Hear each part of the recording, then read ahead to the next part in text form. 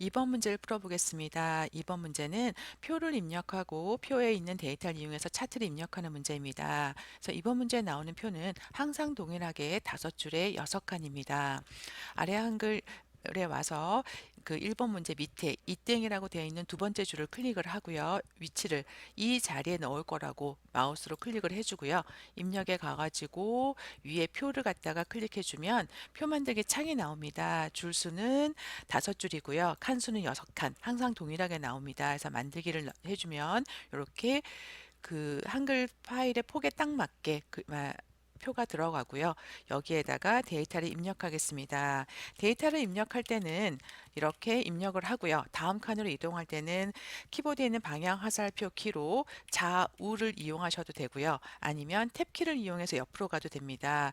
그리고 아래로 갈 때는 방향 화살표의 아래, 그다음 위를 이용하셔서 나머지 데이터를 모두 다 입력해 보겠습니다.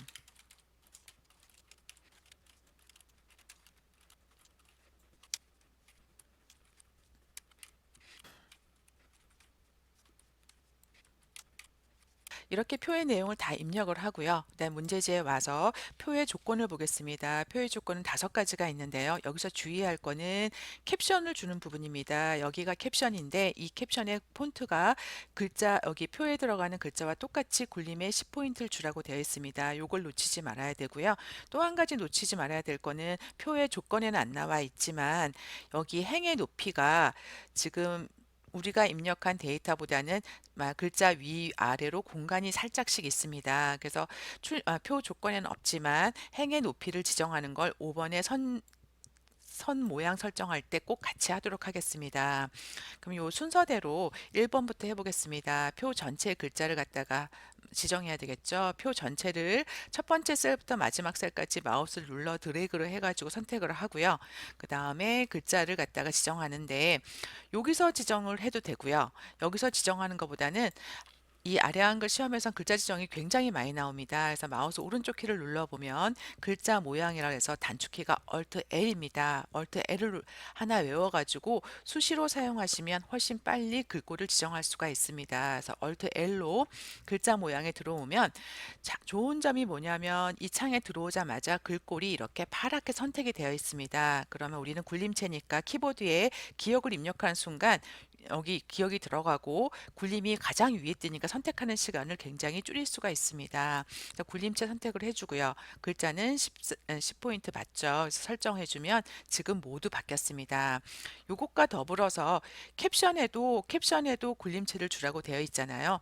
그래서 미리 캡션을 주겠습니다. 캡션을 주는 방법은 표를 선택해가지고 더블 클릭을 하면 이 표에 속성 창으로 들어올 수 있고요.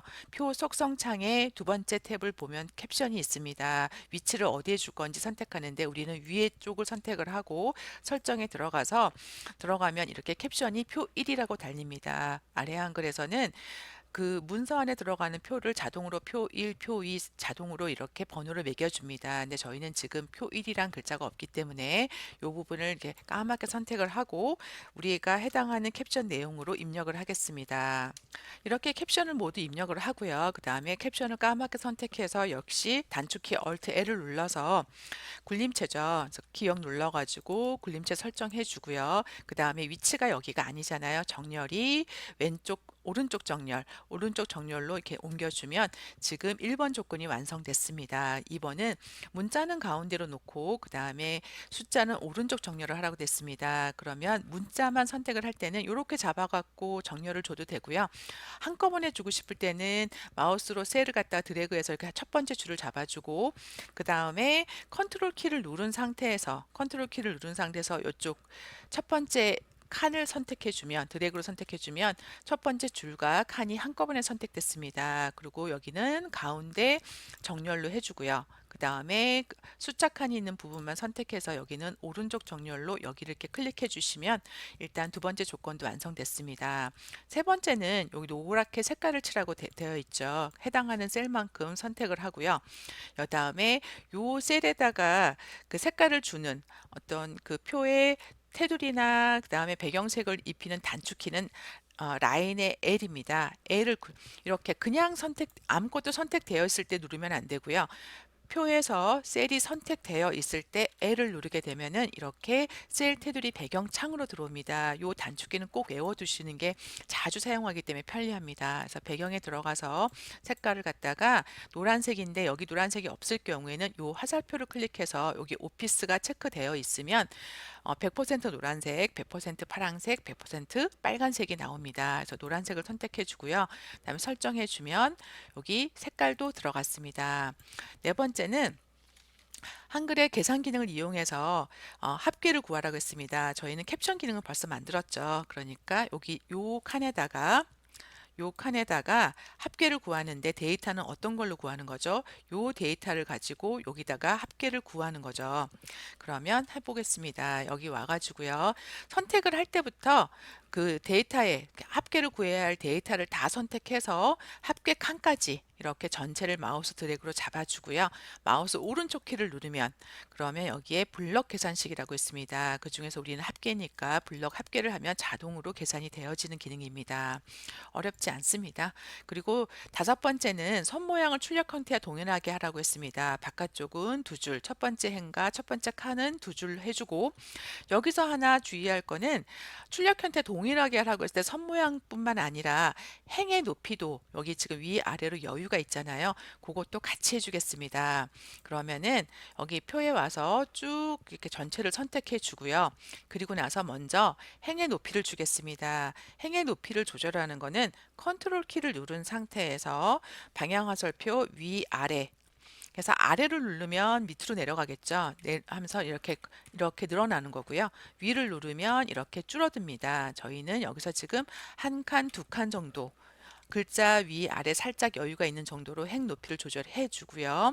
그 다음에 풀지 마시고 선택을 풀지 마시고 단축키 L을 누르면 그 다음에 셀 테두리 배경으로 창으로 들어가게 되죠. 그래서 들어와서 이번에는 바깥쪽으로 선이 두 줄짜리가 들어갑니다. 선의 종류는 두 줄이고요. 이게 어디에 들어가냐면 가운데 안에 있는 선이 아니라 바깥쪽 선만.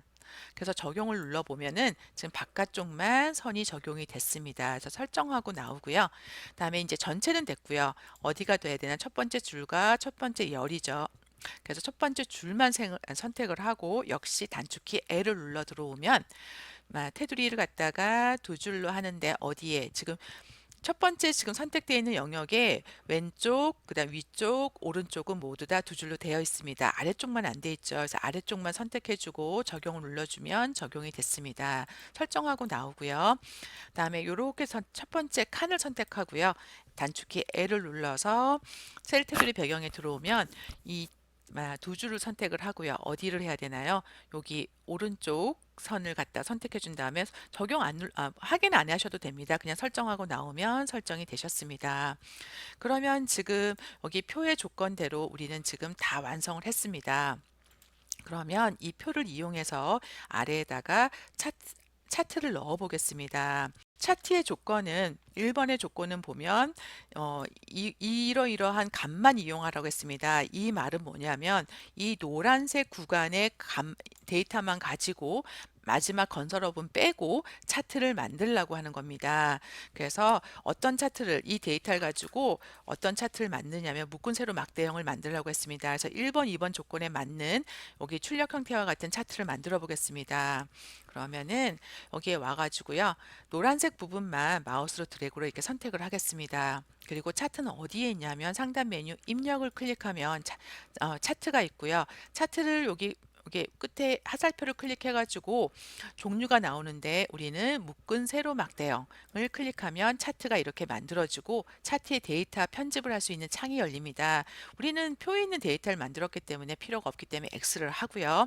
그 다음에 차트가 만들어졌는데 출력 형태는 표가 위에 있고 차트가 아래에 있잖아요. 그러면은 여기 차트를 갖다가 이렇게 끌고 아래로 내려오면 됩니다. 이렇게 내려와서 해당하는 위치에다 놓고 크기도 이렇게 늘려주시면 지금 차트가 만들어졌습니다. 다만 끌고 올 때 너무 많이 끌고 가면 다음 페이지로 넘어갈 수가 있습니다. 그래서 살짝만 끌고 내려와서 아래에다가 위치해 주고요. 그 다음에 크기를 늘려주면 되겠습니다. 그러면 저희가 1번, 2번 조건을 다 했고요. 그 다음에 세 번째 조건 보겠습니다. 세 번째는 제목에 대한 어떤 요 모양이 좀 이 다르잖아요. 제목에 대한 속성을 주는데 조건이 두 개가 있습니다. 두 개가 있는 이유는 첫 번째 조건은 그 2020 버전 조건인 거고요. 두 번째 조건은 16 버전입니다. 그래서 지금은 거의 2020 버전을 사용하고 제가 지금 사용하는 아래 한글도 2020 버전이기 때문에 첫 번째 조건으로 표의 제목을 만들어 보겠습니다. 아래 한글에 와가지고요. 표 있는 부분에 와가지고 일단은 표에 일단 그 제목의 내용을 입력해야 되겠죠. 그러면 2020 버전에서는 마우스 오른쪽을 클릭하면 제목 편집이라고 하는 메뉴가 있습니다. 그래서 제목 편집을 클릭해서 글자 내용을 입력하는 부분인데 먼저 글자 내용을 입력하겠습니다. 이렇게 입력을 하고요. 그 다음에 제목 글씨는 도둠에 진하게 12포인트를 주라고 되어 있습니다. 그래서 한글은 여기 까맣게 선택한 다음에 도둠이죠. 디귿 누르면 도둠 나왔습니다. 그리고 여기서 유의할 건 영문도 있잖아요. 혹시 영문이 없는 경우에도 한글과 영문을 모두 다 똑같이 이 조건에 맞게 도둠체를 입력해 주셔야 됩니다. 영문이 있건 없건 한글 영문 전부 다 도둠을 해주고요. 그 다음에 진하게 속성 주고 크기는 12라고 주고 그 다음에 설정하고 나오면 일단 제목이 입력됐습니다. 그 다음에 이제 유의해서 봐야 될 게 여기 속성은 있습니다. 이 제목이 들어가는 요 박스에 대한 속성입니다. 바탕은 흰색의 테두리 줄을 주고 그림자를 주라고 되어 있습니다. 그래서 한번 해보겠습니다. 여기 지금 박스를 선택한 상태에서요. 제목 박스를 더블 클릭을 하는 순간 제목 박스 개체 속성이 여기 나옵니다. 그래서 채우기는 흰색을 주고요. 그 다음에 선은 지금 색깔 지정은 없으니까 그냥 검정색으로 주고요. 다음에 두 번째 조건에 보면은 여기 효과가 있습니다. 효과에 오면 그림자가 있는데 우리는 대각선 오른쪽 아래 이렇게 올리면 대각선 오른쪽 아래라고 나오죠. 이렇게 주면은 지금 차트의 3번 조건을 다 완성했습니다. 이렇게 주고 그 다음에 뭐 선 두께가 조금 두꺼운데요. 여기 두께에 대한 지정이 없기 때문에 그냥 테두리만 주시면 되겠습니다. 그 다음에 4번 조건은 제목 이외의 전체 글꼴은 도둠 보통 10을 주라고 했습니다. 이 한글에서 차트에는 조금 불편한 것들이 차트에 들어가는 모든 글꼴 지정을 제목 따로, 그 다음에 축 제목 따로, 그 다음에 축 값 따로, 그 다음에 범례 따로 각각 다 따로 줘야 됩니다. 각각 다 따로 도둠에 10포인트를 줘야 되는데 어떤 걸 줘야 되냐면 Y축 제목이랑 그 다음에 Y축 값이랑 X축 값이랑 범례 이렇게 네 가지를 모두 다 따로 줘야 됩니다. 그러면 먼저 지금 Y축 제목이 없죠. 우리 차트에서 없는 걸 추가할 때는요. 위에 메뉴를 보면은 여기 지금 차트에 대한 메뉴가 나와 있습니다. 근데 이게 바탕을 클릭했을 땐 나오지 않습니다.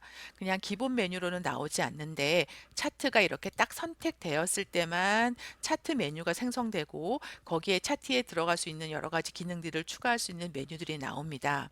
그래서 차트를 선택하고 차트 메뉴에 가서 차트 구성 추가에 들어가면은 제목이 있습니다. 여기 지금 기본 세로 제목을 추가한 순간 제목이 들어갔죠. 다만 제목이 여기처럼 가로로 들어가지 않고 세로로 들어갔습니다. 근데 이건 나중에 속성에 가서 바꿔주겠습니다. 마우스 오른쪽 클릭해 가지고요. 일단 내용부터 입력해야 되겠죠. 제목 편집. 아까 제목했던 것과 마찬가지로 측 제목도 제목 편집에 들어가서 제목을 넣어 주겠습니다. 이렇게 제목을 넣어주고 마찬가지로 도둠에 보통 10이라고 여기서 설정을 해줘야 됩니다. 여기서 디귿을 해서 도둠체고 영문이 없어도 항상 영문까지 꼭 넣어주고요. 그 다음에 10포인트 맞죠. 그 다음에 설정을 하고 그 다음에 이게 모양이 바뀌어야 되겠죠. 더블 클릭을 하게 되면은 이 Y축 제목에 대한 속성이 나오고요. 맨 마지막에 크기 및 속성에 들어가면 글상자 부분을 클릭하면 글상자 방향이 있습니다. 여기서 어, 가로 방향으로 바꿔주면 지금 문제지와 똑같이 만들어졌습니다.